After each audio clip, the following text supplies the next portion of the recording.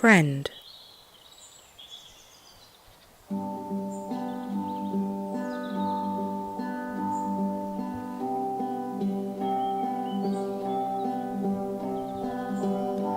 Her fingers were hesitant to hit the switch as a rush of anguish encapsulated her mind. This, as per usual, was the same pattern of movement she's always managed to find herself in. Awakening from this parallel universe where she, herself, could be anything. She was powerful, brave, untouchable. But as her lids rose and the lines between the two realities became blurred, her body stirred and her alter ego vanished once more, awaiting that time when she could, once again, lose all consciousness and become lost in this perfect dream reality. But alas, it was not to be, and she knew it well. Plucking up courage from deep within her, she put force onto the light switch and, just like that, the room became illuminated in a calming, white glow. The 50-watt bulb hummed to the rhythm of life. Her body felt heavy from the sheer effort of simply existing.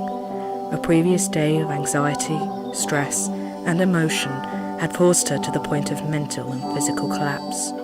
This was not the first, nor will it be the last time that she gave permission for the voices to speak on her behalf. For 2 hours later, this day previous, she found herself standing on the edge of a precipice. No direction, but down. As her eyes glazed over reality, all distinction of people's empty features, voices, bodies, were gone. Only one remained. It called itself friend, but its words were far from warm, screaming inaudible sounds, a strange new dialect alien to any that were unfortunate enough to come within earshot of its deafening howl. Like a banshee, its cry echoes through the confines of her mind, landing at the back of her throat, forcing her to retch. As she fell to her knees in the middle of this unsympathetic crowd, the friend's voice bellowed through her veins and organs, forcing her chest to tighten instinctively as if under threat. Fight or flight is all the brain knows. But what do you do when neither option is available to you? Laying in the fetal position on the floor, she begins to weep uncontrollably, hyperventilating. Her body begins to shut down. She's trapped in her mind with her own worst enemy. Obscenities, unavoidable scenarios, painful past memories, the scars, the screams, the blood, all came flooding back within those 5 single minutes. Each passing second feeling like an eternity to this poor child. She begins to convulse and sweat as the adrenaline pumps fiercely around her system, trying to force her limp body to react somehow. She pleads to her conscience, begging for release, for freedom, for her life. But this entity is strong, stronger than her. As she reaches deep within herself, she tries to find a solution, a cure that no doctor can prescribe. The coloured compounds of mixed-match chemicals can only create a false sense of peace for so long. When they are flushed away, it comes back louder, angrier. How dare you to even think you can be rid of me? I am you. A battle of good versus evil where there is no victor. One false move has meant the end of the world in this girl's eyes. In this dream, she is God. She can control everything with the power of the mind. She can manipulate the thoughts of others. She can hear them screaming through their eyes, their stares cold and dead. She can control even time itself, for right now, time has stood still. This is the start of the rest of your life.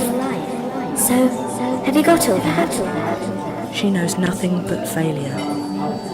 She has experienced only that of which her 5 senses allow. She can still taste her girlfriend's kiss on her lips, the rain on her tongue as she draws her eyes skyward, mouth open, savouring the moment. Her eyes take a photo, a blink, the shutter closing over a camera's lens. Another memory made. The letters of her keyboard still hold traces of her DNA, the friends who were a click away, nothing more than a bunch of binary code. She never made contact with the outside world. She longed to not be alone. Each key tap told a story, communicating a Morse code, a series of clicks. Help me, please. I've lost my identity. 4 fingers, 1 thumb, wrapped around her arm, trying hard to pull her out of this seemingly endless void of despair. Can you hear me? No, but she can feel you. The tips of their fingers like hot coals on her skin, seemingly stopping her arm trembling. A darkness envelops her. Then, there was nothing. No voice, no touch, no friend, nowhere. Her eyes begin to focus on the small, short-haired tabby that had taken occupancy of her bed, snapping her out of her painful recollection of the prior day's events. A blissful sigh escaped her lips as she pulled down on the brass handle, pulling it down and towards her. Through the portal she took her escape, leaving behind her sanctuary of solitude. Her friend is silent, at least for now, but they will speak up once the moment is right.